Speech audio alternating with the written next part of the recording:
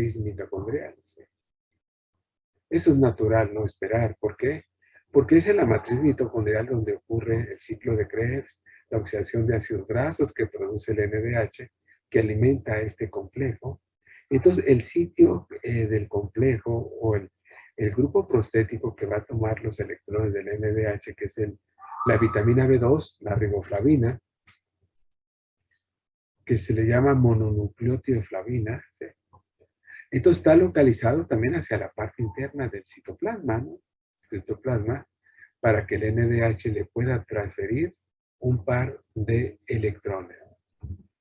El mononucleotidoflavina es la forma coenzimáticamente activa de la vitamina B2. La riboflavina, aquí la tengo de este lado, y como todas las vitaminas, la vitamina B2 se tiene que activar mediante una reacción enzimática. En este caso, es una reacción de fosforilación en el hidroxilo primario de la ribosa. ¿Sí? Aquí les estoy señalando el grupo fosfato en este. Entonces, la riboflavina está constituida por la flavina, que es la base nitrogenada, que la tenemos en la parte superior. Químicamente podemos decir que es un anillo de isoaloxacina. Y esta flavina en el nitrógeno central contiene unida la molécula de la ribosa. Y ahí viene el nombre, ¿no? Ribo de la ribosa y flavina por el núcleo nitrogenado que contiene la vitamina B2. Y se activa por una fosforilación en el hidroxilo primario formando un nucleótido. Ya hemos comentado que un nucleótido tiene 3 componentes: una base nitrogenada, en este caso la flavina, el azúcar, en este caso la ribosa, y tenemos un grupo fosfato. Por eso se le llama mononucleótido de flavina. Es la vitamina B2, ¿sí? En forma coenzimáticamente activa.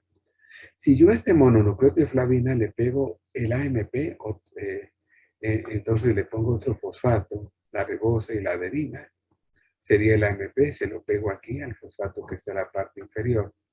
Tendría un dinucleótido de flavinadenina, ese sería el FAD, el famoso FAD, el grupo prostético de la deshidrogenasa succínica y de la circoenzima deshidrogenasa que participa en la oxidación de ácidos grasos. Sin embargo, aquí, si yo tengo nomás una base nitrogenada, un azúcar, como la ribosa y un grupo fosfato, por eso le llamamos un mononucleótido, que lo vamos a abreviar FMN. Si yo le pego el AMP, obtengo el dinucleótido que se llama FAD. Como todos los grupos prostéticos que van a participar en el transporte de electrones, la flavina, la vitamina B2, en su forma activa fosforilada, existen 2 estados interconvertibles, un estado oxidado, que lo apreciamos del lado izquierdo, y ese nitrógeno que indica la flecha verde en la parte superior recibe inicialmente un hidrógeno, y posteriormente el nitrógeno que está en el tercer anillo del lado derecho, recibe otro nitrógeno, y estos van a ser los hidrógenos, se indican los indiqué en amarillo aquí, estos hidrógenos que llegan al FMN para formar la forma reducida de esta vitamina, que es el FMNH2. Entonces, cuando el NADH da los electrones al complejo respiratorio 1, el que va a recibir esos electrones del complejo 1 es la vitamina B2, lo va a tomar. Entonces el NADH se va a reducir a nato oxidado, y en este caso la vitamina B2, que está en forma oxidada, en forma de FMN, al tomar esos electrones e hidrógenos del NADH, se va a reducir al mononucleótido de flavina reducida. El nombre de la base de flavina viene del latín flavus, y flavus, ya traducido al español, significa amarillo. Esta vitamina tiene un color amarillo, así como mencionamos que las hemoproteínas al tener el grupo hemo son de color rojo, por eso la sangre se ve roja. pues la vitamina B2 se va a ver amarillo. Algunos de ustedes van a trabajar en la industria farmacéutica produciendo vitaminas, ¿sí? Y van a ver que la vitamina B2 tiene un color amarillito, ¿no? Amarillito. Entonces, es esta vitamina, el FMN, la riboflavina o mononucleotioflavina, la que va a recibir los electrones inicialmente del NADH y se va a reducir el FMN, ¿sí? Y entonces después vienen de 4 a 7 centros ferrosulfurados, en las cuales son proteínas que ayer veíamos, bueno, la clase anterior, que contienen fierro y azufre en su estructura. Si les ponemos esos centros ferrosulfurados, ácido clorhídrico, el azufre se va a liberar como ácido sulfídrico. Y el fierro va a alternar en estado oxidado 3 más a estado reducido. Es decir, cuando la vitamina B2 reducida cede sus electrones al primer centro ferrosulfurado, el fierro que está en estado férrico de ese centro ferrosulfurado va a pasar a estado ferroso. Quedamos nosotros que hay 2 tipos de centros ferrosulfurados en el complejo 1, los 4Fe4S y los 2Fe2S, ¿no? Son los que están. Y se van a ir pasando estos centros ferrosulfurados que se representan como en círculos de color naranja. Se van a ir pasando los electrones y al irse pasando el electrón que recibe la vitamina B2 que llega muy energizado, muy caliente, se dice, ¿no? Entonces lo va a ir pasando a los centros ferrosulfurados del complejo 1 y se va a ir enfriando y se va a ir liberando energía, ¿no? Energía. Y el último centro ferrosulfurado que lo recibe se llama N-2. No vamos a profundizar la nomenclatura de estos centros. Entonces, este N-2 es el centro ferrosulfurado le va a ceder los electrones a la ubiquinona que está oxidada y con 2 protones que están en el medio, la ubiquinona se va a ¿quién? Se va a reducir a QH2. Toma 2 protones del medio, esta reacción, y 2 electrones que vienen del último centro ferrosulfurado, el N-2, que se los va a transferir a la ubiquinona o la coenzima Q para formar el ubiquinol o la coenzima Q reducida, que es QH2. QH2.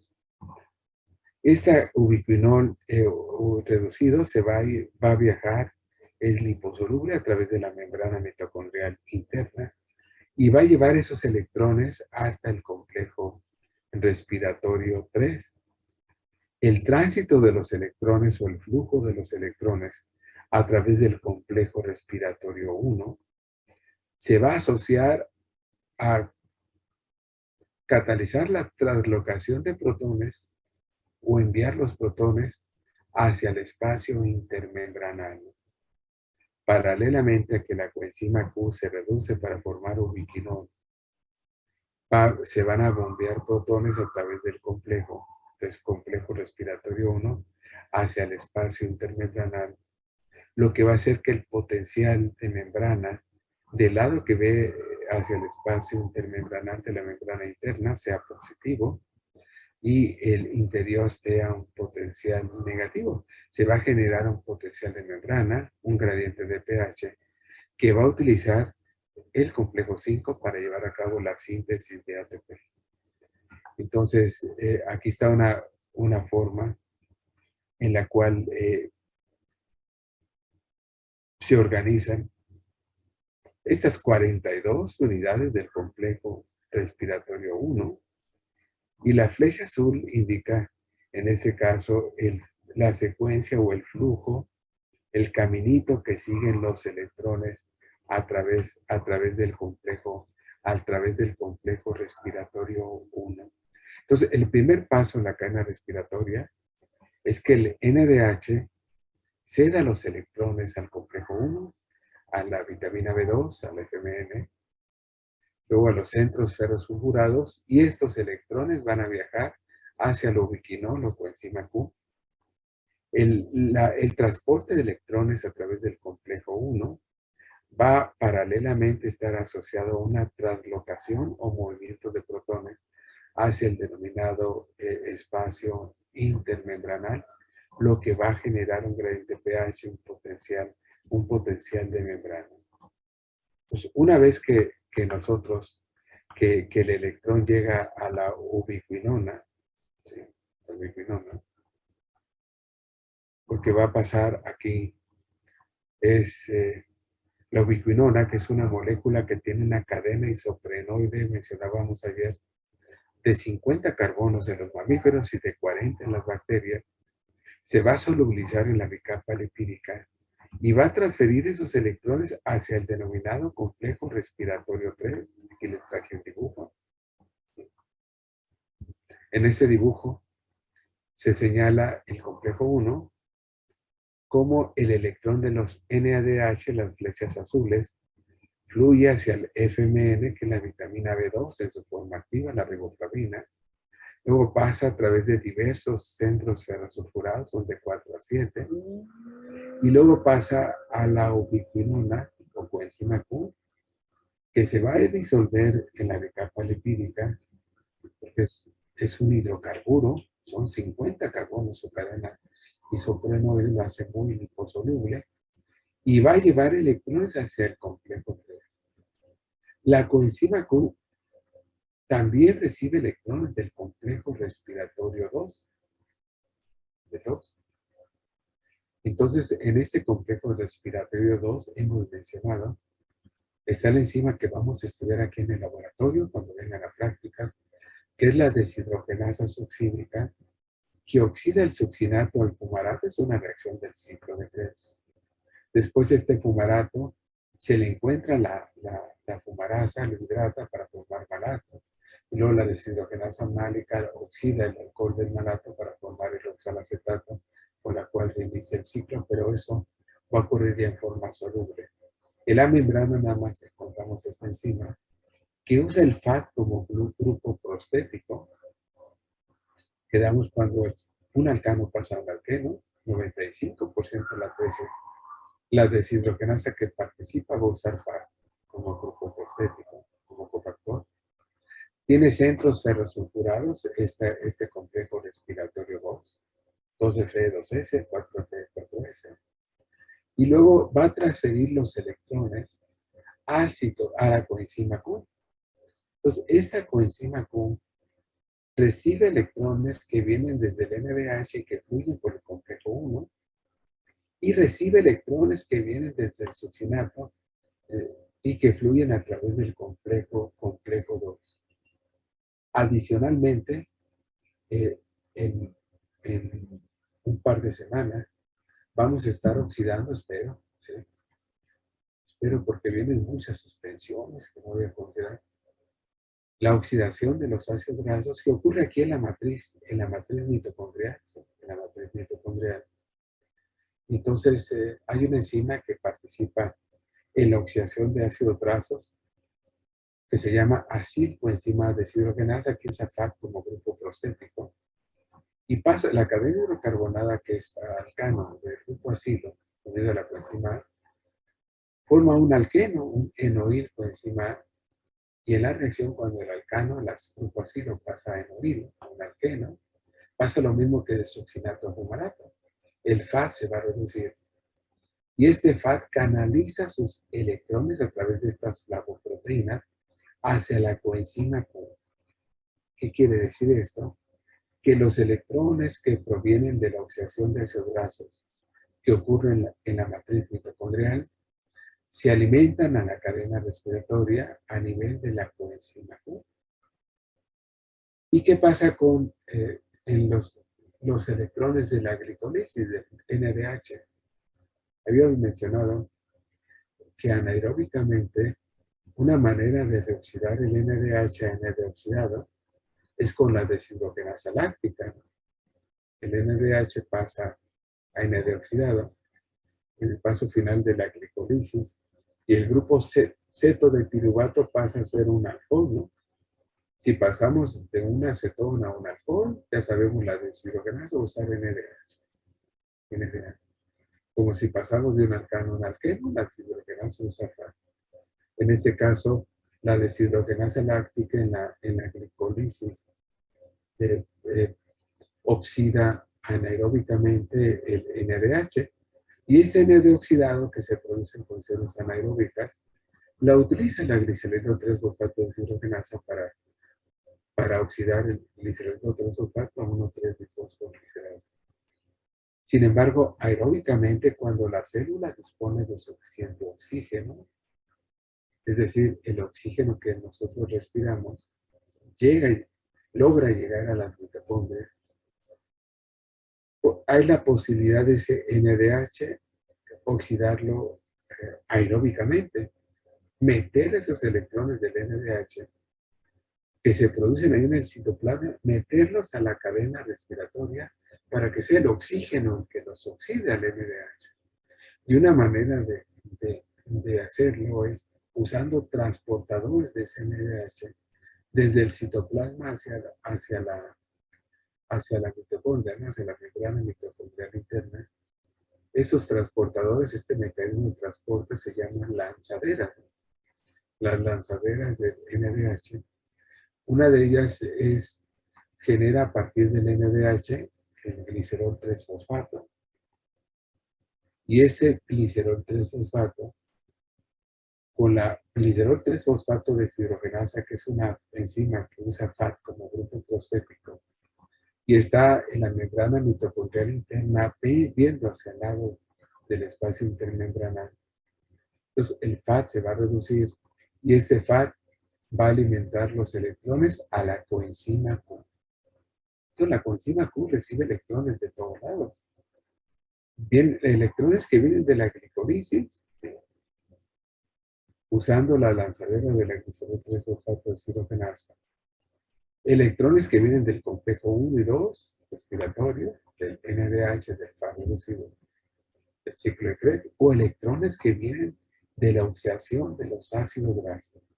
Llegan a la ubiquinona o coenzima Q. ¿Y qué va a hacer esta ubiquinona? ¿Es un mensajero, es un cartero, la coenzima Q? Pues va a transferir estos electrones hacia el siguiente complejo respiratorio, que es el complejo respiratorio 3. Aquí lo tenemos una representación, un dibujo de este complejo respiratorio 3 de su lado derecho. En todos estos complejos están embebidos en la membrana mitocondrial interna y echan raíces en el citoplasma ¿de quién? En el citoplasma de la célula.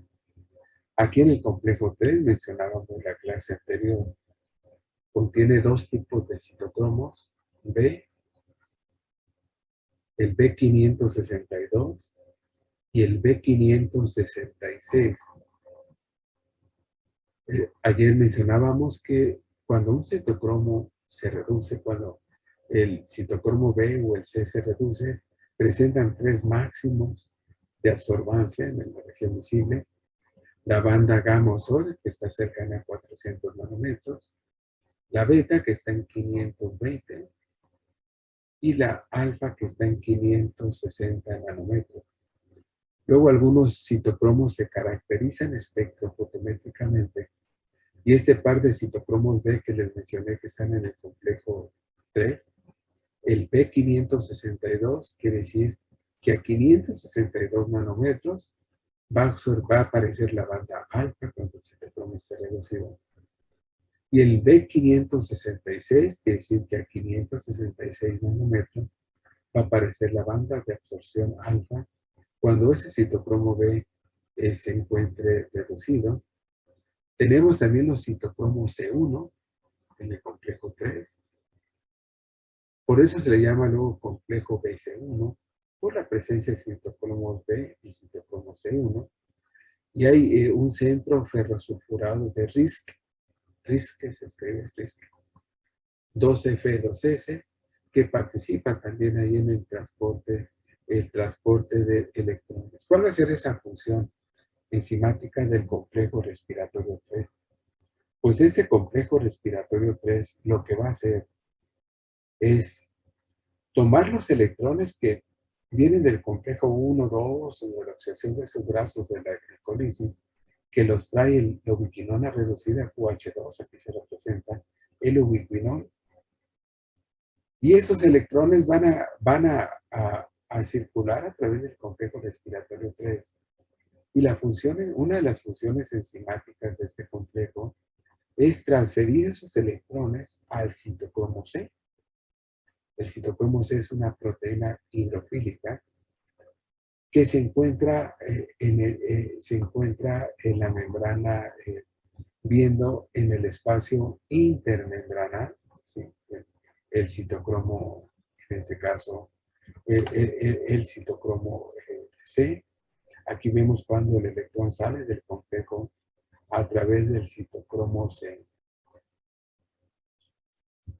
No vamos a detallar de una forma precisa cómo ocurre esto, ni cómo se estudió, por los inhibidores que se usaron, etcétera. Ese es el propósito de otro estudio. Pero lo que sí vamos a mencionar es que cuando en este caso, el ubiquinol o la QH2 entrega los electrones al complejo respiratorio 3, vamos a imaginarnos nosotros la ubiquinona como con dos hidrógenos, ¿no? Un hidrógeno, ¿cómo hacemos? Un H. Con un protón y un electrón, es un hidrógeno. La ubiquinona trae dos protones y dos electrones, trae dos hidrógenos. Entonces, este complejo parte en los hidrógenos. Por un lado, al partir de esos hidrógenos, van a salir los dos protones que se van a ir hacia el espacio intermembranal de todos esos complejos, como el complejo 1, mandan o bombean protones hacia el espacio intermembranal. ¿Y qué va a pasar con los dos electrones? Esos electrones va a ocurrir algo muy curioso. Uno de ellos se va a ir al centro ferrosulfuro de Risk, el morado que está aquí, 2Fe2S, ¿sí? Y después va a viajar al citocromo C1, y el citocromo C1 va a entregar ese electrón al citocromo C para que lo lleve al complejo respiratorio 4. ¿Y qué pasa con el otro electrón? El otro electrón se va a venir por los citocromos B562 y 566, que se indican aquí en rojo, rectángulos rojos. Entonces, el otro electrón se viene por estos citocromos y se va a recircular. Se va a recircular. Es decir, en la cadena respiratoria no tenemos un flujo lineal de electrones, como se había postulado desde los estudios de Kaelin y otros bioquímicos, los años hacia finales de la década de los 20, que era NADH, citocromo D, citocromo C, citocromos A y luego oxígeno, sino que a nivel de citocromo complejo respiratorio 3 va a haber un flujo acíclico de protones. ¿Qué quiere decir esto? Que uno de los electrones del ubiquinol se va a ir hacia el citocromo C y el otro de los dos electrones que tiene el ubiquinol se va a recircular por los citocromos tipo B, ¿no? Tipo B. ¿Y quién va a tomar esos electrones? Lo del citocromo C, pues se van a ir al complejo respiratorio 4, donde está la enzima de la respiración, la citocromo oxidasa. Y esos electrones que viajan a través de los citocromos tipo B, 562 y 563, del complejo 3, ¿quién los va a recibir? La ubiquinona. La ubiquinona. Esta ubiquinona va a tomar ese electrón y al tomar un electrón, va a formar la ubicemiquinona, ¿sí? Ubicemiquinona, ¿sí? Y entonces, entonces va a tomar un protón que está en la matriz mitocondrial para pasar a QH. Y una vez que tome un segundo electrón y un segundo protón, va a pasar a QH, a QH2. QH2. O sea, tenemos la representación del lado derecho, donde creo que se ve más claramente, ¿sí? Entre el QH2 Salen los dos protones hacia el espacio intermembranal, ¿sí?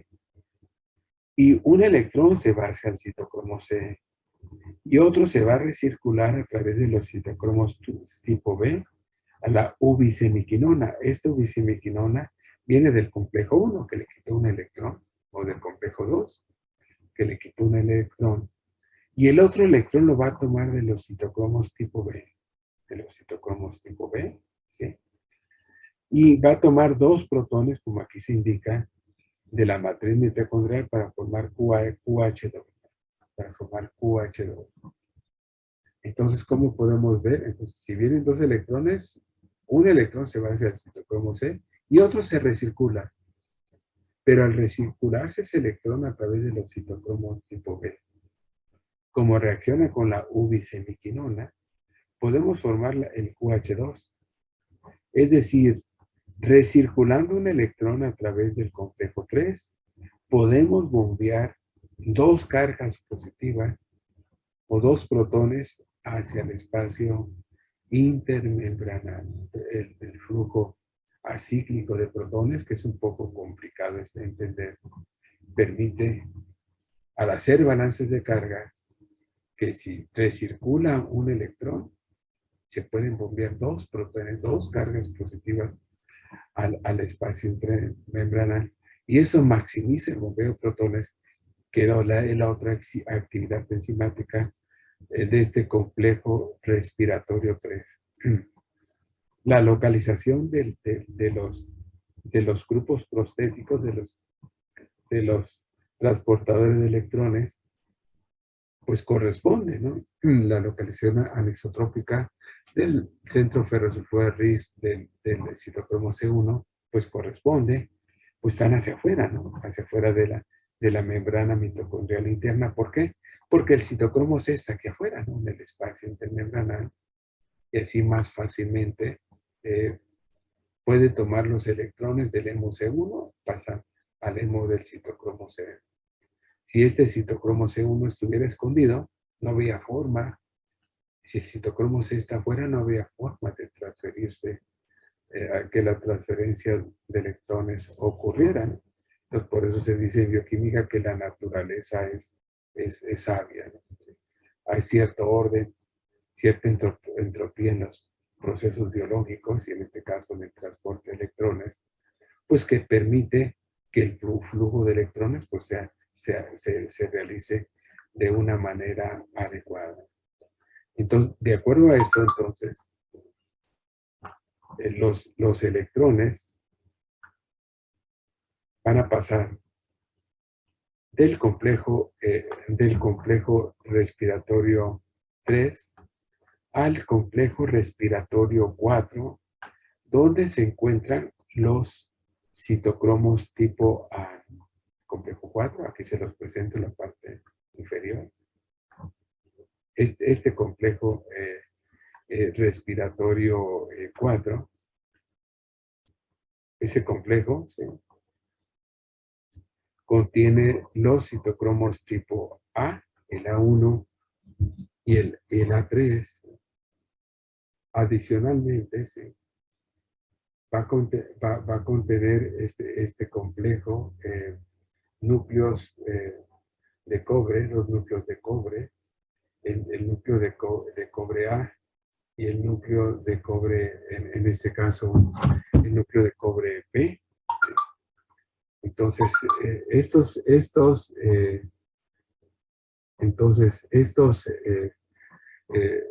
electrones que va a alimentar el complejo respiratorio, el citocromo C, aquí lo tenemos, el citocromo C en el espacio intermembranal, ¿sí? El complejo 4 es un conjunto de 11 proteínas que van a atravesar toda la membrana, ¿no? La membrana, organizadas de tal manera que el núcleo de cobre A va a estar próximo al hemo A. Aquí tengo el hemo A, y aquí está el núcleo de cobre A. Y el hemo A3 está cerca del núcleo de cobre B.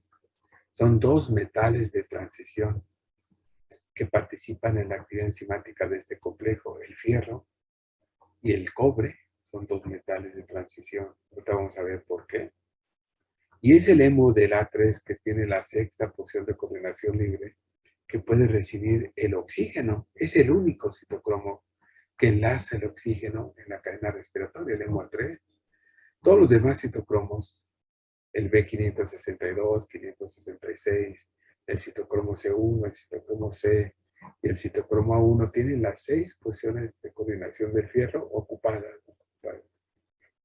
El único en cadena respiratoria tiene una posición libre es la enzima respiratoria, ¿no? El citocromo, citocromo A3, ¿no?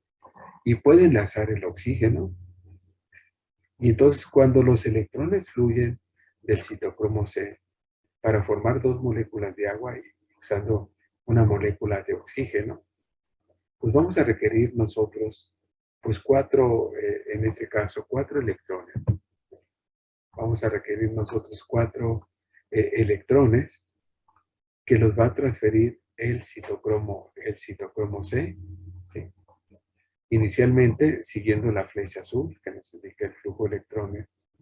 Esos electrones van a viajar al núcleo de cobre A, el fierro que está en estado ferroso, el citocromo C va a pasar a estado férrico, y ese electrón va a ir a reducir el cobre del núcleo A, que está en estado cuproso 2 más, el cúprico 2 más, pasa al estado 1 más, que es el estado cuproso.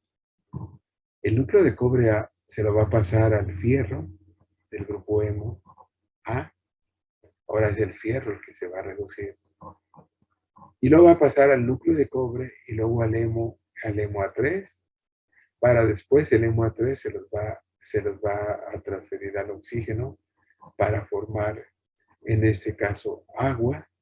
Estos grupos prostéticos que les mencioné, los núcleos de cobre hemo y el núcleo cobre B, están anclados en la unidad 1 y la unidad 2, que es la unidad amarilla, y la 1 y la unidad pues naranja, la morada, la 2, que contiene el núcleo de cobre A. Y como todos los complejos que hemos visto, el complejo 1 y el 3, paralelamente al flujo o al tránsito de electrones a través del complejo respiratorio 4, va a haber una translocación o un bombeo o una salida de protones hacia el espacio intermembranal, lo que va a hacer que el potencial de membrana de la membrana mitocondrial interna que ves el espacio intermembranal sea positivo por esos protones que salen. Y el interior de la matriz mitocondrial pues va a ser negativo, ¿no? Por la salida de protones. El flujo de electrones va a generar un potencial de membrana y un gradiente de pH que va a ser importante para la producción de ATP. ¿Por qué meter, aparte del fierro, otro metal, ¿no? El cobre? O sea, ¿qué hace ahí el átomo de?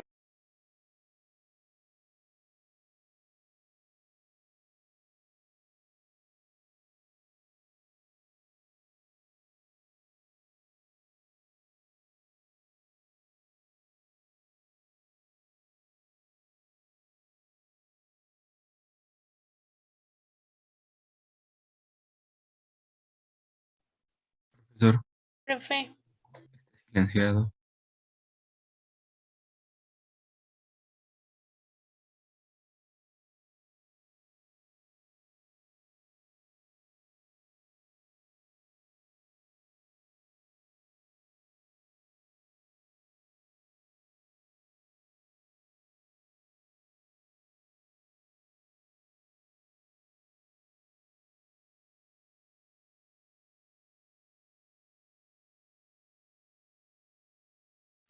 ¿Ahora sí me escuchan? sí, ya, profe. Sí, ya me escuchan, ok, sí, gracias. Vamos a seguirle. A ver, llegamos hasta el complejo 4, ahí vamos, ¿verdad? ¿O desde antes se apagó? Creo que fue como Quedamos en el complejo 4. complejo 4, ok. Vamos a repetir, ¿no? Repetir el complejo 4. Entonces, el complejo 4 va a tener, así como tiene el complejo 1 y el complejo 3, dos actividades enzimáticas. Las reacciones de oxirreducción que ocurren en este complejo, que recibe los electrones del citocromo C y van a transferirse al oxígeno para formar agua en el paso terminal de la respiración. Este complejo consume 9 de cada 10 moléculas de oxígeno que respiramos. Por eso le llaman Derad-Munzer-enzima de la respiración o respiratoria.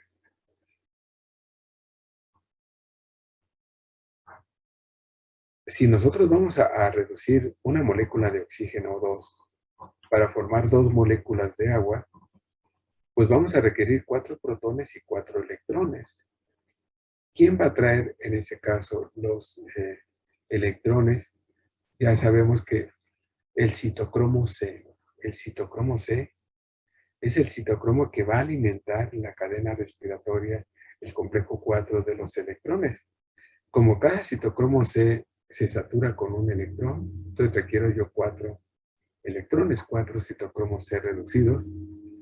Esos electrones van a seguir el flujo de la línea azul, van a ir al núcleo de cobre A,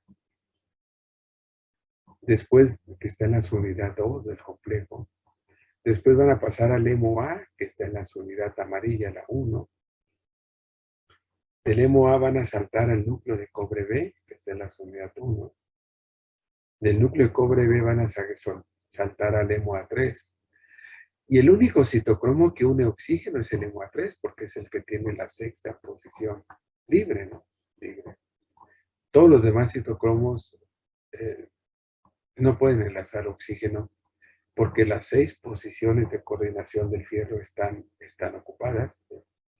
Y este hemo del citocromo A3, la enzima respiratoria o de la respiración, es el que va a transferir estos electrones que vienen del citocromo C al oxígeno para formar agua en el paso terminal de la respiración. Paralelamente al flujo de electrones a través del complejo 4 que indican las líneas azules, ¿sí? Va a haber una salida o un bombeo de protones hacia el espacio o translocación de protones hacia el espacio intermembranal. Ya no me voy a mover yo aquí, me voy a minimizar aquí para ya no vaya a apagar otra vez el micrófono. Ahí me dicen, ¿no? Si no me escuchan.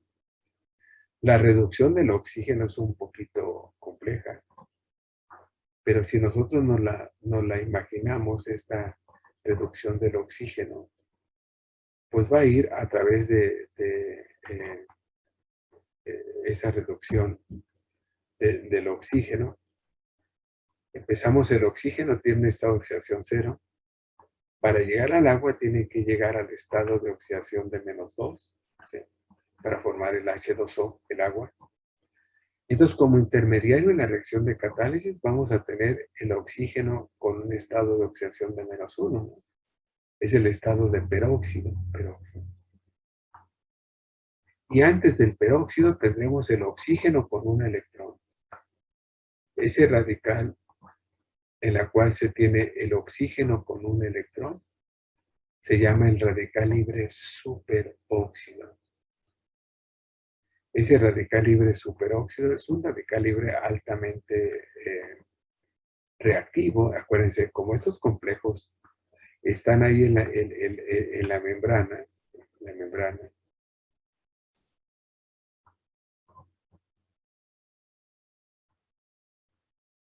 lo que hay que evitar es que estos intermediarios en la reducción del oxígeno, como es el radical libre superóxido, es decir, el oxígeno con un electrón, o el peróxido, es decir, cada oxígeno con una carga negativa, que es el peróxido, se liberen. Porque si se liberan, van a reaccionar con los lípidos de la membrana, sobre todo los ácidos grasos insaturados, que forman parte de los fosfolípidos que están en la membrana mitocondrial interna, y van a poder, al reaccionar esos superóxido, peróxido, pues se va a dañar la integridad de la membrana, se puede hasta romper la membrana, y entonces si se altera la mitocondria, pues la célula va a dejar de producir 9 de cada 10 moléculas de oxígeno, va a dejar prácticamente va a dejar de producir energía. Entonces, es muy importante que estos intermediarios, el superóxido o el peróxido, no se liberen. No se liberen durante el proceso de la actividad enzimática del complejo respiratorio 4. ¿Sí? Entonces, ahí eso explica la presencia del cobre ahí. El cobre estando oxidado, hay dos núcleos de cobre, el A y el B. Cuando está oxidado el cobre tiene un estado de oxidación de 2 cargas positivas. Y el fierro cuando está oxidado tiene un estado de oxidación de 3 hay 3 cargas positivas. Y vean cómo se toma este peróxido. La carga de un oxígeno, una carga negativa, la neutralizan estas 2 cargas positivas del cobre. Se agarra doblemente el oxígeno con las 2 cargas del cobre. Y la carga del otro oxígeno, del lado derecho, se toma o se neutraliza con las 3 cargas positivas del fierro. Es un exceso de carga, ¿no? El peróxido tiene nomás 2 cargas negativas. El fierro tiene 3 y el cobre 2. Son 5 cargas positivas para neutralizar 2 cargas negativas.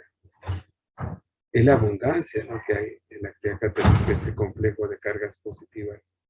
Y esto se hace para que el fierro tape el oxígeno y el cobre tome al otro oxígeno y se quede inmovilizado ahí en el complejo del peróxido. Ahora que está de moda en ciertas colonias de la Ciudad de México de los parquímetros, ¿no? Parquímetros.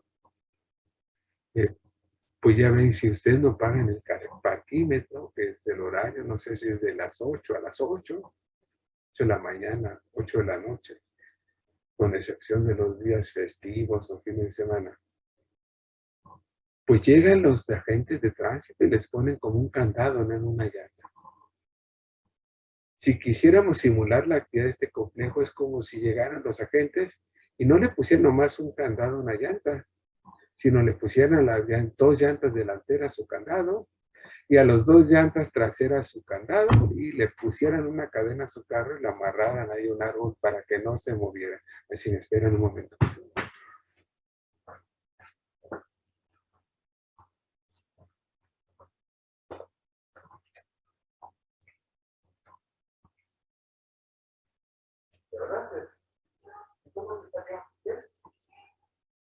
¿No se lo deja hacer?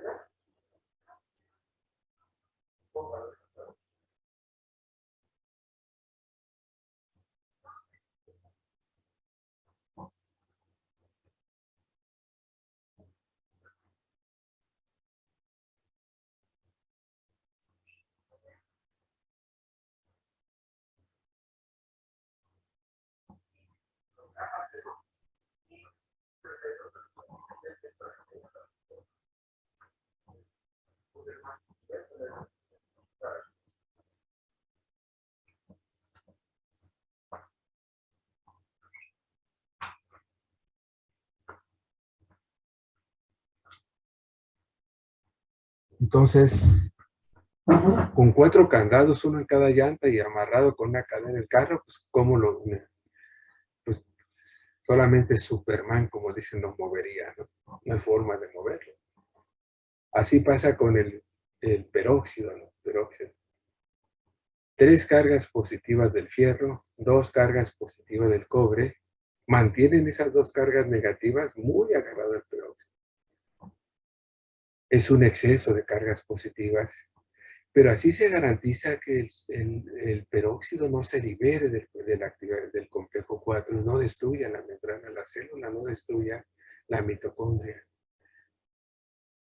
Y con el superóxido sería una carga negativa con 5 positivas que le echan mención, le echan un montón las 5 positivas. Y entonces eso minimiza durante la actividad enzimática de este complejo que se libere peróxido o radical libre superóxido. Aún así, se libera un poquito, ¿no?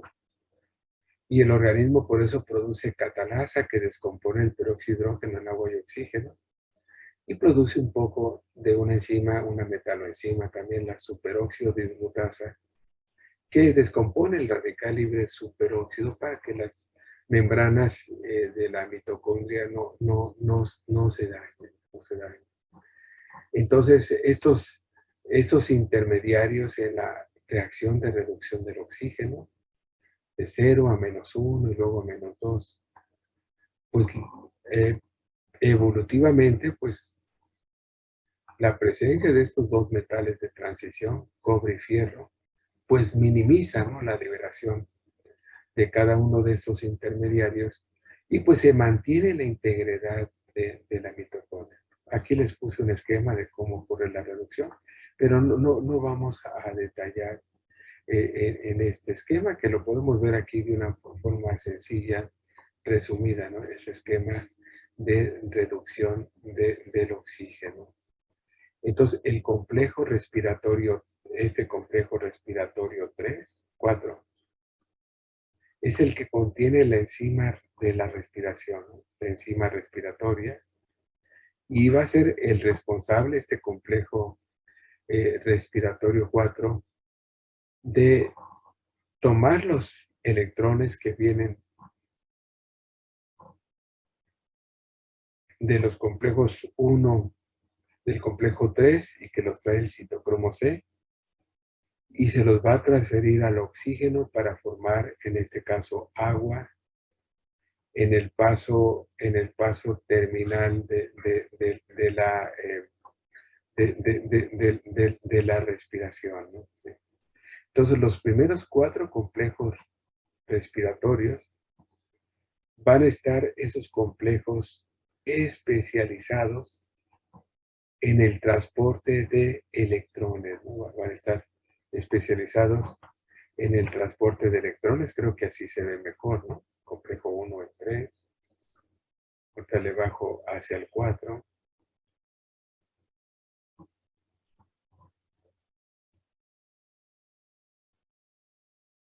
El 4.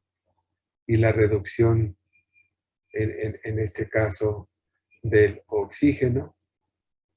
Entonces, estos complejos van a transportar electrones y van a catalizar la translocación, el bombeo o la salida de protones hacia el espacio intermembranal, particularmente los complejos respiratorios 1, 2, 1, 3 y 4. Algunos bioquímicos piensan que luego en la membrana estos complejos se asocian entre sí y forman supercomplejos. Cuando oigan hablar de los supercomplejos respiratorios, no más que complejos respiratorios que se juntan, ¿no? Se juntan, pues para optimizar la transferencia, en este caso de los electrones, pues a través de la cadena, la cadena respiratoria, ¿no? Respiratoria.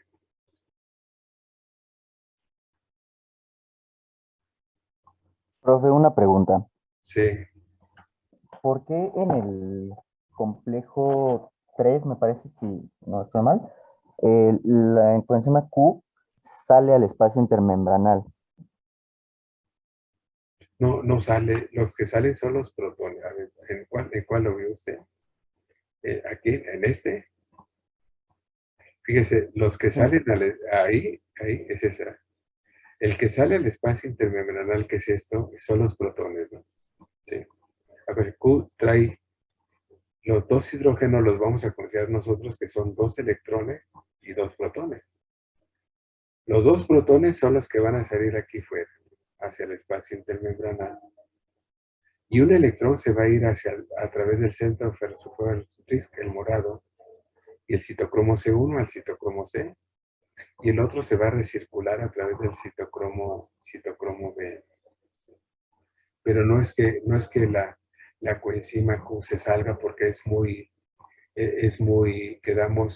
liposoluble, ¿no? Tiene 50 carbonos. No, el espacio intermembranal es un espacio acuoso, ¿no? Acuoso, no habría forma, ¿no? A menos que tuviera alguna proteína que la uniera y la sacara, ¿no? Tal vez sí. Algunos lípidos. para que realicen sus reacciones de señalización, se unen a otras proteínas que los transportan y los llevan de un sitio a otro de la célula y activan muchos canales iónicos, activan muchas enzimas, activan muchos receptores, pero requieren una proteína que los transporte. En el caso de la coenzima Q, generalmente lo que se conoce hasta ahorita es que se mantiene en el espacio hidrofóbico de la membrana mitocondrial interna. Hasta ahorita no se conocen transportadores de la coenzima Q que la tomen y la lleven hacia el espacio intermembranal o hacia el exterior de la mitocondria, donde podría tener alguna función bioquímica que sería inesperado, ¿no? Pero pues podría ocurrir algo con algunos lípidos. Ocurre eso con la anandamida, con la glicerol anandamida. Son como con 12 lípidos distintos que se producen en la célula, algunos derivados de la esfingosina, que existen proteínas transportadoras que las presentan en enzimas, en receptores o canales iónicos, para que modulen la actividad catalítica. Son moléculas muy hidrofóbicas esas, derivados del ácido araquidónico, que es un ácido graso de un C20, de 20 carbonos poliinsaturados. Entonces, pero en el caso de la coenzima Q, no, en ese esquema estamos viendo, se queda aquí, ¿no? Se queda aquí. Tal vez el esquema no es muy claro, ¿no? En la parte hidrofóbica de la membrana mitocondrial interna, ¿no?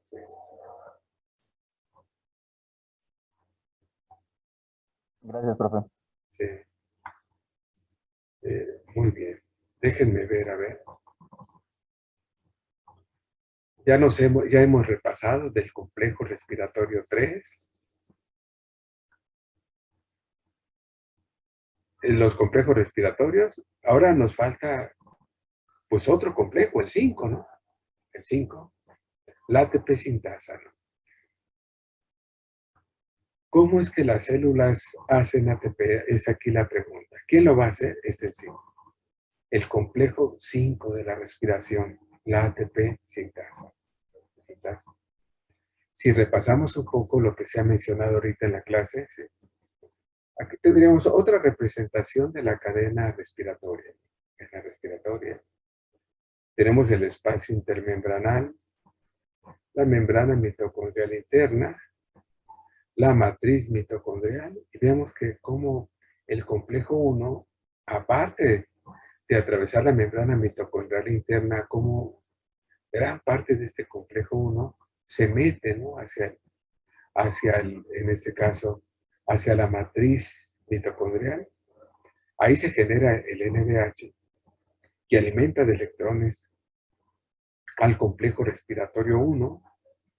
El NADH, los electrones siguen la línea azul a través de la vitamina B2, los centros ferrosulfurados, y van a pasar a la coenzima Q.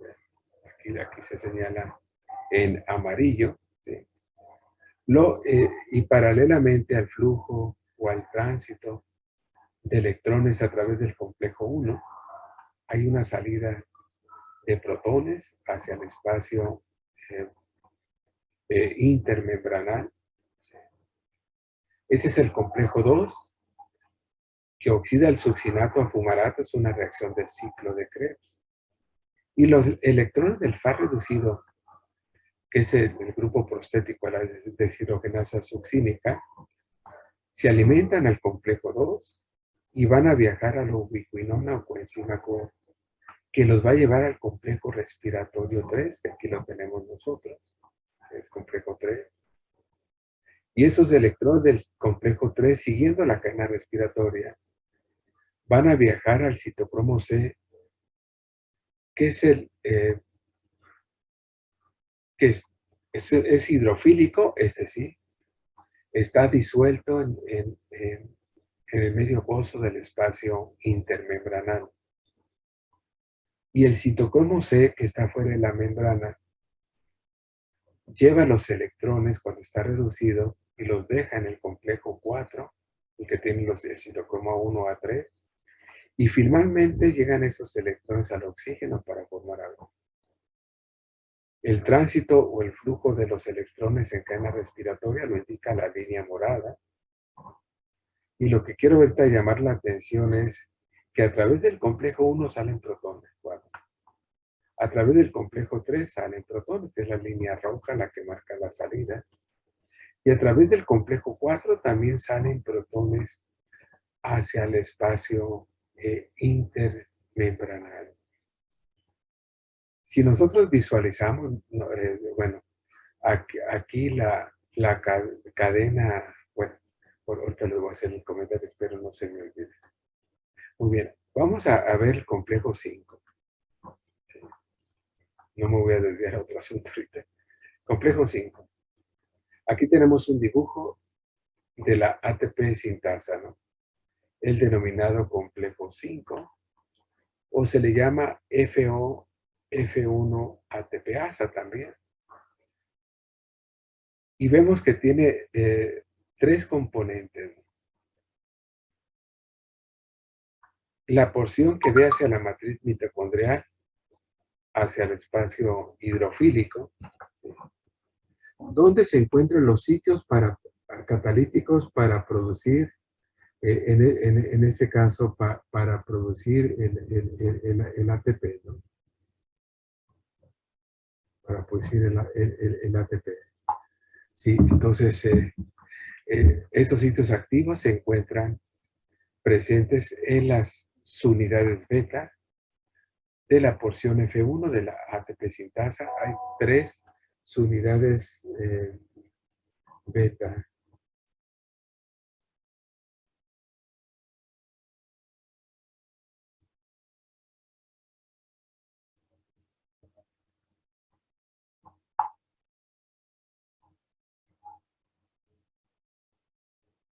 En esas unidades beta es donde se va a hacer, en este caso, la molécula del ATP. Y hay 3 unidades alfa, 3 beta y 3 alfa. Es una enzima oligomérica, la ATP, la ATP sintasa, ¿no? Sí. Tenemos otra porción que se le llama FO. Se le llama FO, es una especie de canal de protones que va a establecer esta porción FO a través de la membrana mitocondrial interna, ¿sí? Y se le llama FO porque es sensible a este antibiótico, la oligomicina. La oligomicina es un antibiótico que inhibe la ATP sintasa y que bloquea el flujo de protones a través de la porción de FO, en una gran afinidad. De ahí el nombre, ¿no? FO, por la porción FO que está dentro de la membrana mitocondrial interna. F1 ATPasa, que también se le da a esta enzima. Y el tercer componente, que es también muy importante en la catálisis, son esas 3 unidades que tenemos que conectan la porción FO con la porción F1, las unidades delta, épsilon y gamma. Gamma, delta y épsilon. Estas 3 unidades conectan la porción FO, la que es hidrofóbica, que está anclada en la membrana mitocondrial interna, con la porción F1, que es la hidrofílica, la que contiene las unidades beta donde se sintetiza el ATP. Pero las unidades delta, épsilon y gamma conectan las 2 porciones, ¿no? La FO y la F1, esas están como en medio, ¿no? En medio de la ATP sintasa. Entonces, ¿qué va a pasar de acuerdo a la idea que se tiene de esta enzima? La ATP sintasa fue hace algunos años, se publicó en Nature. La estructura tridimensional determinada por rayos X de la porción F1 de la ATP sintasa de corazón de bovino, ¿sí? La F1, la determinó un bioquímico inglés que se llama John Walker. Ya ven que hay un whisky muy famoso, el Johnny Walker, ¿no? Johnny Walker. Y él dice, no, yo no soy familiar de los que hacen el whisky. Él es John Walker, el bioquímico, en la Universidad de Cambridge, en el Reino Unido. Y ese trabajo él le valió el estudio tridimensional por rayos X de la porción F1 del ATP sintasa de bovino, corazón de bovino. Le valió en un premio Nobel de Química, John Walker, junto con Paul Boyer, un profesor de la Universidad de California, quien propuso un mecanismo mediante el cual esta enzima cataliza la translocación de protones desde el espacio intermembranal hacia la matriz mitocondrial. Y esa translocación, ese flujo de protones a través de la enzima, a través de la porción FO y F1, permite la síntesis de ATP. ¿Sí? A ese mecanismo le llamó Boyer catálisis rotacional. Y ellos dos compartieron el premio Nobel. Cuando Walker determinó por rayos X la estructura tridimensional de la porción F1 de la ATP sintasa y determinó la forma que podía tener la enzima a nivel molecular, la conformación a nivel molecular, está indicada por los dos lóbulos azules constituidos por las unidades alfa y beta, ¿sí? Y en la parte central, ¿sí? En la parte central de esta enzima, hay una especie de hueco que en teoría uno asume que a través de este hueco viajarían los protones que vienen desde el espacio intermembranal para que la enzima pueda realizar esa catálisis rotacional que propuso Boyer. A ver, más o menos. Aquí tengo un esquema, ¿sí? Un esquema de la ATP sintasa, un dibujo, ¿sí? Donde está la porción F1 que tiene las unidades alfa y beta en los sitios activos de las unidades beta es donde se sintetiza el ATP, ¿sí? Y están aquí la porción FO, ven, aquí son 10 unidades C, una A y hay 2 unidades B que forman esta porción, la porción FO. Y la idea es que estos protones viajan a través de la porción FO y salen a través de la F1 y se va a mover la enzima, ¿no? Es más o menos cuando hace un poquito viento aquí en la Ciudad de México. Luego vemos a los chicos que andan en los parques o en Chapultepec con sus reinetes, ¿no? Reinetes. Y el viento pues los mueve esos reinetes, ¿sí? Es como en las hidroeléctricas, ¿no? Cuando viene la caída de agua, hay una turbina que se mueve. Y esa turbina se mueve, se mueve con la energía potencial que trae la caída del agua, ¿sí? Y luego a través de esa turbina se mueve alrededor de campos magnéticos y eso permite generar corriente eléctrica de las hidroeléctricas. Aquí el reilete se va a mover con el viento, ¿no? Con el aire se va a empezar a mover el viento. Y entonces vamos a imaginarnos nosotros en la catálisis rotacional que el viento es sinónimo de esos protones que van viajando a través de la enzima, la porción F1 y F1. Esos protones que van viajando van moviendo las unidades, la porción F1, las unidades alfa y beta, ¿sí? Y eso va a permitir que el ATP que se sintetiza en el sitio activo de las unidades beta se libere y pase, en este caso, a la matriz mitocondrial. Es un mecanismo muy ingenioso que propuso Boyer. Hay varias evidencias de esto, pero ahorita no nos podemos desviar. Entonces, para resumir lo anterior, la ATP sintasa, ¿cómo va a trabajar la ATP sintasa? En los años 60, un bioquímico inglés de nombre Peter Mitchell, él propuso lo que era en esa época, en los años 60, 1962 creo, la hipótesis quimiosmótica, que después se convirtió en la teoría quimiosmótica.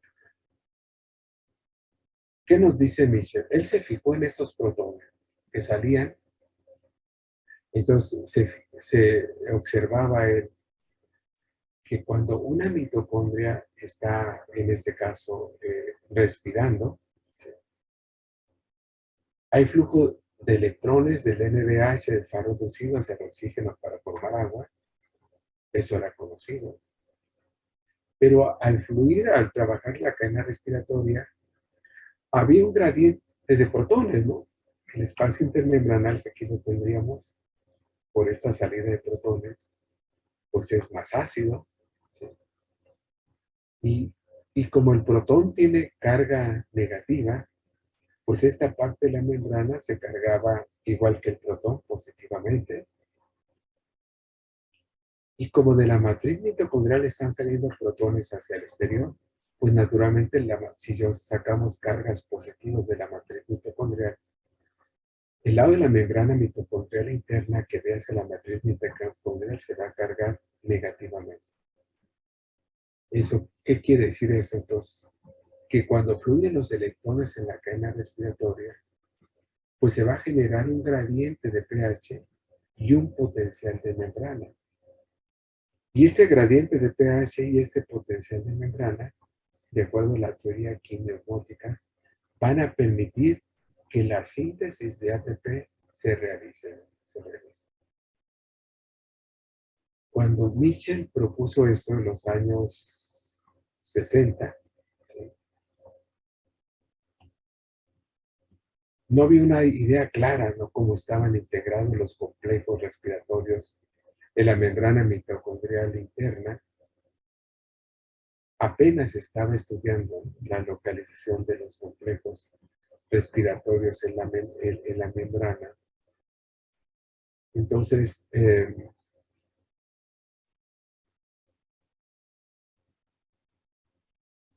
déjenme ver una parte, si les hice un esquema o no. Por los tiempos, luego, aquí está. Aquí de una manera más sencilla. Ahorita nos regresamos allá arriba. De una manera más sencilla, para que me entiendan. Cuando la mitocondria está intacta, salen los protones hacia el exterior. Lo que va a ser positivo el exterior y negativo el interior. Va a haber consumo de oxígeno porque trabaja la cadena respiratoria. Va a haber un gradiente de pH, un potencial de membrana que se indica con esta letra griega psi, que es como un tenedor. Y cuando se presentan estas dos circunstancias, que hay un gradiente de pH y hay un potencial de membrana en la membrana mitocondrial interna, observaba Michel que había síntesis de ATP. Si la membrana se rompe, pues esos protones que salieron se van a regresar. Ya no va a haber ni gradiente de protones, ni gradiente de pH. Puede haber flujo de electrones en la cadena respiratoria, consumo de oxígeno, pero si se pierde el gradiente de protones y el potencial de membrana, él observaba que no había síntesis de ATP. Michel se dedicaba a medir potenciales de membranas y gradientes de pH en mitocondrias que respiraban. Y medía niveles de ATP en esas dos condiciones, con la mitocondria intacta y con la mitocondria dañada, la membrana mitocondrial dañada. Y todo lo que vino después de la teoría quimiosmótica, él se lo imaginó, ¿no? Se lo sacó de la cabeza, como dice. ¿Sí? Entonces, de acuerdo a la teoría quimiosmótica, cuando él propuso esto en 62, en la membrana mitocondrial interna tenemos la cadena respiratoria, es esta. CR indica cadena respiratoria, un esquema sencillo. Pues el NaDH va a ser la fuente de electrones para la cadena respiratoria. Los electrones están en este caso en azul. Y el que va a recibir estos electrones es la molécula del oxígeno. La molécula del oxígeno. Hasta ahí vamos bien, ¿no? Entonces ahora, las reacciones de óxido-reducción vamos a calcularlo en la siguiente clase. No creo que aquí en esta no tengamos tiempo. Vamos a ver unos cálculos. van a liberar mucha energía.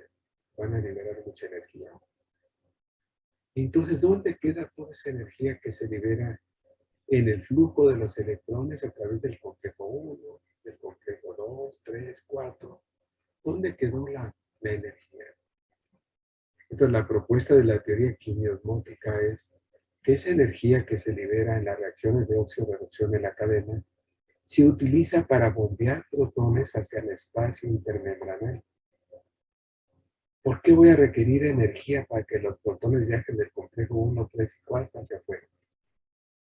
Porque vean, si afuera está positivo, ¿qué va a pasar? Este es mi protón que quiere salir y que tengo un campo positivo aquí. Positivo con positivo, ¿qué pasa? Se regresaría, ¿no? No se sabe. La única manera de sacarlo es a la fuerza, aplicando energía. ¿Y de dónde viene esa energía para que yo pueda sacar protones contra un gradiente?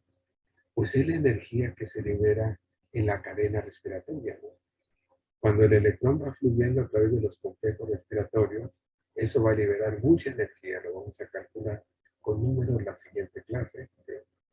Y entonces esa energía, de acuerdo a la teoría quimiosmótica, se utiliza para bombear protones contra un gradiente. Y eso va a permitir que se genere un potencial de membrana, siendo el exterior de la membrana mitocondrial interna más positivo. Entra en acción encima del complejo 5, la ATP sintasa, y cuando esa cataliza la translocación de protones, el regreso de los protones hacia la matriz mitocondrial, esa transferencia de carga va a liberar energía. Y esa energía la va a usar la ATP sintasa para sintetizar nuestra moneda energética, el ATP. Cuando hace, por ejemplo, mucho frío, los que viven allá por el Ajusco, en la Marquesa o incluso en la Ciudad de México, que empieza luego a hacer frío, luego ustedes ponen calentadores, ¿y qué pasa en los calentadores? Los conectan a la corriente eléctrica, es una resistencia, fluyen los electrones a través de la resistencia y eso genera calor. Cuando hace mucho frío, ¿sí? Yo cuando estaba en el Reino Unido allá, luego hacía mucho frío, menos 10, menos 15 grados, pues ponía un cobertor térmico, ¿no? Que lo conectaba a la luz. Y ya tenía resistencias adentro, se calentaba el cobertor y eso me podría mantener a mí, que no me congelara ahí en el Reino, en el Reino Unido. Bueno, el flujo de electrones a través de resistencia, que es un flujo de carga negativa, produce energía, ¿no? Produce energía. Aquí lo mismo. Es el flujo de protones a través de la ATP sintasa, es un flujo de carga positiva. Eso va a producir energía. Y esa energía, por esa translocación vectorial de protones, donde hay más a donde hay menos, la va a utilizar la ATP sintasa pues, para sintetizar ¿qué? ATP. ¿Dónde queda la energía en gradiente de protones? Del potencial de membrana, pues queda en nuestra moneda energética. Queda en el ATP. 1962. Sí. En esa época no se sabía cómo estaban organizados los complejos respiratorios. Sí. La primera objeción, Michel estaba en Oxford, donde estaba Krebs, que era famoso, era premio Nobel, era Sir Hans Krebs, era caballero. Él es de origen alemán, pero lo nacionalizaron inglés, ¿no? Inglés a Hans Krebs. Igual que a nuestro director, ¿no? Esto pues tiene la nacionalidad mexicana y como estuvo como 15 años viviendo en el Reino Unido, pues lo nacionalizaron inglés y él tiene las dos nacionalidades, la británica y la mexicana. Pues Krebs también, ¿no? También lo nacionalizaron, sí. Entonces, la primera obsesión que le ponían ahí en Oxford, ¿sí? Era esto. ¿Cómo esto, si la membrana mitocondrial interna es hidrofóbica, cómo estos protones van a salir hacia el espacio intermembranal? Si es hidrofóbica pues, y los protones son positivos, esto es lo que le decían los bioquímicos de Oxford a Michel, entre ellos Krebs. Demuéstranos cómo esos protones que tú dices que van a salir hacia el espacio intermembranal. Muy fácil, decía Michel. La membrana mitocondrial interna es abundante en proteínas. 70% es proteínas y 30 fosfolípidos. A diferencia de la membrana plasmática, que es 50 y 50. Entonces decía, a través de estas proteínas que enriquecen la membrana mitocondrial interna y que forman parte de los complejos respiratorios, van a salir los protones hacia el espacio intermembranal. O sea, estas proteínas no nomás van a transportar electrones en la cadena, sino van a transportar protones. Era la propuesta. Y le dijeron los ingleses, demuéstralo que salen así. Y pues en esa época imposible demostrarlo, ¿no? En 1960, 62, con la tecnología disponible, pues no se podría todavía, las técnicas de criofractura de las membranas, que se congelan las membranas y se parten como con un bisturí, uno puede ver que ven hacia un lado y hacia el otro las proteínas que la atraviesan, pues se desarrollaron hasta los años 70, ¿no? Hacia finales de los 60. No había forma de demostrar eso. Y pues a Michel pues lo terminaron pues corriendo de la Universidad de Oxford, corriendo. Pero Nature le publicó la hipótesis quimiosmótica, sí se la publicaron a él, ¿no? Sí, y ahí quedó el trabajo de Michel. Y Michel pues era de una familia pues así emprendedora, sus hermanos eran empresarios, tenían varios ranchos. Y producían pues productos derivados, carne, derivado de las reses y productos lácteos, ¿no? Productos lácteos, quesos, mantequillas, margarinas, etcétera, ¿no? Sí. Y se fue a trabajar con sus hermanos Michel, ya lo habían corrido de la universidad, hizo un negocio con ellos, les dijo, ¿saben qué? Yo, aunque les voy a ayudar a hacer como bioquímico, a hacer leches, a hacer quesos, a hacer mantequilla, pues también soy científico, quiero hacer experimentos, ¿no? Esos experimentos de esa teoría que él había postulado, ¿no? La teoría quimiosmótica. Y sus hermanos dijeron, sale, en unas horas nos ayudas a hacer estos productos derivados de la leche y las otras horas, pues, trabajas en tu laboratorio científico. Y le montaron un laboratorio en un rancho, fíjense, en un rancho. Y en ese rancho hizo muchos experimentos que condujeron a demostrar la teoría quimiosmótica, ¿no? Trabajando en un rancho. Michel, lo que son las ganas de querer hacer las cosas, ¿no? Y uno de los experimentos claves para la teoría quimiosmótica lo hizo un americano, fíjense, aparte de los que hizo Michel. Él fue un bioquímico americano distinguido, ¿sí? Efraín Racker.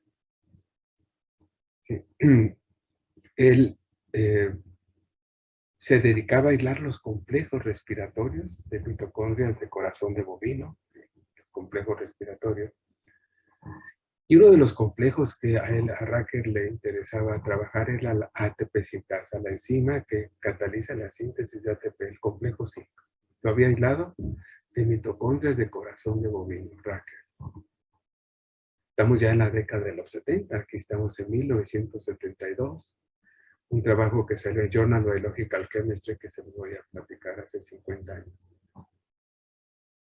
En esa época había un microbiólogo, Walter Stokenius, y Walter Stokenius había aislado esta proteína que se llama bacteriorrodoxina, de bacterias que crecen en altas concentraciones de sales. Aisló esta proteína, y esta proteína, la conclusión es que era una bomba de protones, la bacteriorrodoxina. Cuando se le hacía incidir luz de cierta longitud de onda, uno de los pigmentos carotenos que tiene la bacteriorrodoxina absorbe esa luz y toma energía para que los protones se bombeen. Y entonces ya dijo Racker, ya la hice, ya puedo hacer un experimento para ver si la teoría quimiosmótica es real. se asoció con Estoquíneo, le pidió su bacterirodoxina. Él había aislado la ATP sintasa y hizo pseudomitocondrias, ¿no? Con fosfolípidos. La bacterirodoxina, bacterirodoxina que es hidrofóbica, se va a meter en la membrana. La ATP sintasa tiene una porción hidrofóbica, la FO, se mete en la membrana y la F1 queda en un espacio hidrofílico. Entonces, cuando él iluminaba la bacterirodoxina, se generaba un gradiente de protones, se generaba un potencial de membrana, que eran las condiciones de la teoría quimiosmótica, la hipótesis quimiosmótica. Dijo, voy a ver si se hace ATP. Entonces, si este sistema funcionaba, sí, en esta pseudomitocondria, esta vesícula con bacterirodoxina, esta iba a bombear protones, iba a generar el gradiente, y la ATP sintasa los iba a sacar, los iba a sacar. Y ese movimiento de carga, pues iba a liberar la energía para que a partir de ADP y fósforo inorgánico se sintetizara el ATP. Se sintetizara el ATP.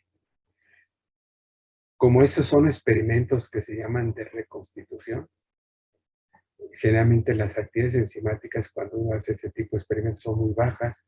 El uso de radioactividad, fósforo radiactivo, fósforo 31, radiactivo, de Racker. Entonces, el ATP que se sintetizaba bajo estas circunstancias estaba marcado radiactivamente. Y como el ATP no es tan estable en este tipo de experimentos, acopló una reacción enzimática, la primera de la glicolisis. ¿Qué hace la primera reacción de la glicolisis? La glucosa más el ATP con exocinasa nos va a dar glucosa, 6-fosfato y ADP, ¿no?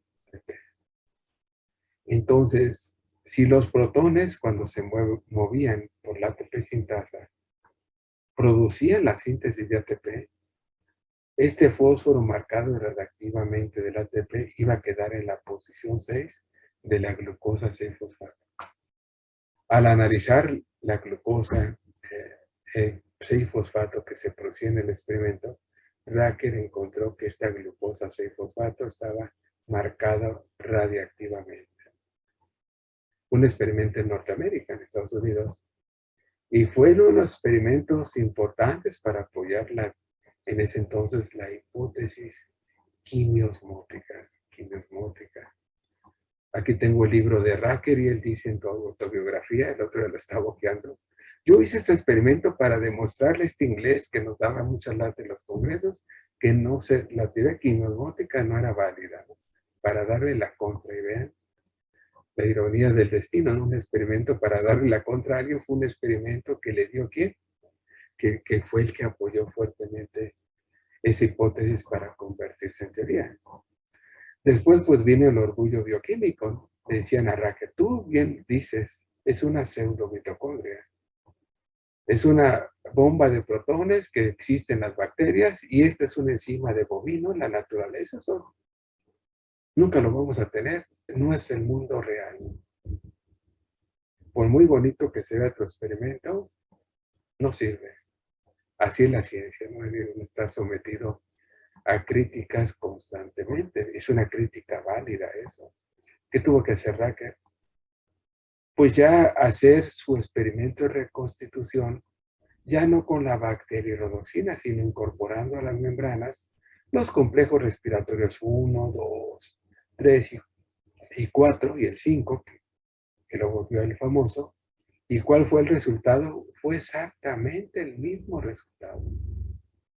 Entonces ya cuando eso ocurrió, y ahora con los complejos respiratorios que generaban gradiente de protones y ATP, glucosa 6-fosfato marcada, ahora sí los bioquímicos empezaron a prestar mucha atención, ¿no? Dijeron, esto puede ser real, ¿no? Puede ser real. No es como una mitocondria, esa membrana de Racker, porque la composición de fosfolípidos era distinta a la de la membrana mitocondrial interna. Es más real, pero no es tan real como existe en la naturaleza. Después se aislaron las membranas tilacoidales de los cloroplastos con la ATP sintasa cloroplástica y se llegó a la misma conclusión. Y entonces a partir de esos experimentos, pues ya muchos bioquímicos empezaron a apoyar esta hipótesis quimiosmótica que se convirtió en en la denominada teoría quimiosmótica, ¿sí? Y entonces nos regresamos acá. Parte 3, perdón.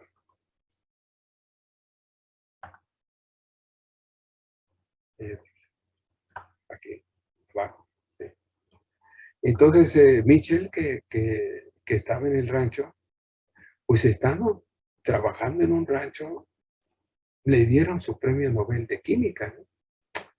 Y era una vergüenza para los ingleses, ¿no? Que esos son muy orgullosos de las cosas que hacen. Que su único premio Nobel de Química estaba trabajando en un rancho y no en ninguna universidad, Oxford, Cambridge o University College London, de las universidades famosas inglesas, ¿no? Sí, inglesas. Y entonces ya después ya fueron a hablar con él, con Mitchell, oye, vente, regrésate a Oxford, vente a trabajar a Cambridge, te montamos un super laboratorio para que sigas tus experimentos, y se lo volvieron a llevar del rancho a la universidad, pero ya en ese momento él era premio Nobel de Química por la teoría quimiosmótica. Entonces, resumiendo, ¿verdad? La perseverancia, el coraje, ¿no? Para hacer las cosas, ¿no? Sí, sí, entonces, entonces el mecanismo mediante el cual las células producen su ATP es a través de un gradiente de pH, un potencial de membrana, ¿sí? Que se genera utilizando la energía que libera el transporte de electrones a través de la cadena respiratoria. Todo este flujo de electrones que se conoce con mucho detalle, ¿no? Actualmente, del complejo 1, 2, 3, 4 hacia el oxígeno, es con la idea de generar un gradiente de protones que permita la actividad de la ATP sintasa, que es una enzima de membrana, y esa transferencia de carga o esa translocación vectorial de protones, pues se asocia a la síntesis, en este caso de ATP, en un mecanismo que se llama fosforilación oxidativa. Hay muchos experimentos. Uno de ellos es poner antibióticos en la membrana, la vaginomicina, que hace que esos protones se regresen a la matriz mitocondrial. Se pierde el gradiente y ya no hay síntesis de ATP. Otro de ellos, hay muchísimos usando desacoplantes respiratorios como el 2,4-dinitrofenol, que transportan protones de un lado a otro en la membrana, donde hay más, a donde hay menos. Si una mitocondria respirando, le ponemos 2,4-dinitrofenol. El 2,4-dinitrofenol va a transportar los protones del espacio intermembranar a la matriz mitocondrial, y al perderse el gradiente de protones, ya no hay síntesis. Ya no hay síntesis de ATP con estos denominados desacoplantes respiratorios, ¿no? Muy bien, antes de pasarnos, vamos ahí se ve muy contento Peter Mitchell, ¿no? Sí. Entonces les voy a hacer un zoom de esta parte y de la otra parte que ahorita me cuido. Yo creo que así la pueden tomar mejor, ¿no? Partes.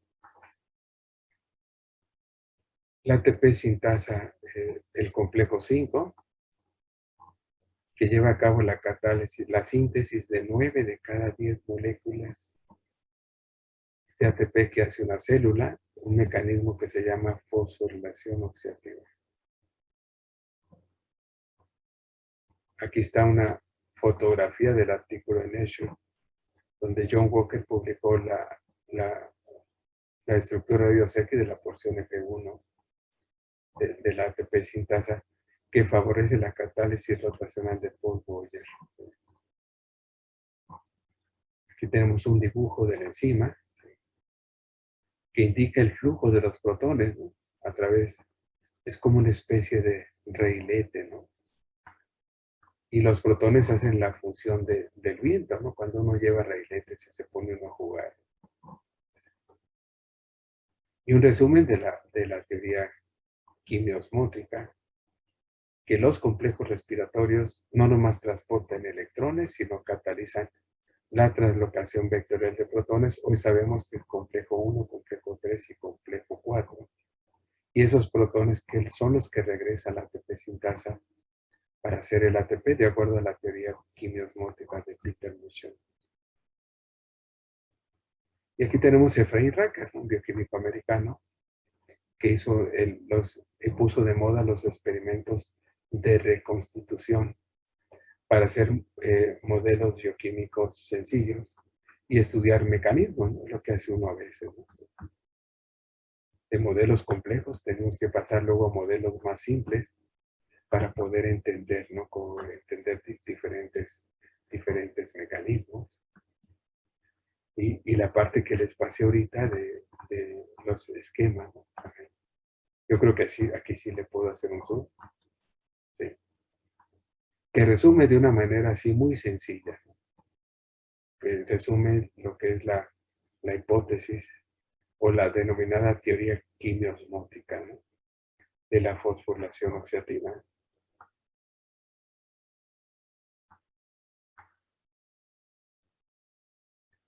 Y Racker, pues ya no se los vuelvo a pasar porque ya lo tenían en la diapositiva anterior. ¿Ya la tienen esa?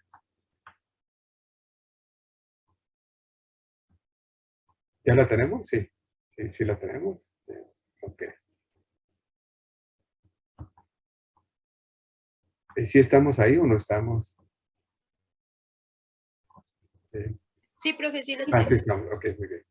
Sí, muchas gracias. Entonces, es el problema que uno habla ante una pantalla. Y aquí no de estar hablando ante... Ya próximamente van a regresar las clases presenciales, ¿no? Porque es diferente que estén ustedes así detrás de una compu a que sea todo esto en vivo y a todo color. Muchos de nosotros hemos tenido que cambiar la manera de dar clases porque es diferente, ¿no? A través de una compu que aquí en el salón de clases, ¿no? Yo apenas estoy pues aprendiendo a dar clases por internet. Muchos colegas sí tienen mucha habilidad para eso. Muy bien. Pues muchísimas gracias por su atención. ¿Sí? Son de la media hora que me regalan para irnos emparejando. Y entonces que pasen buen fin de semana. Entonces,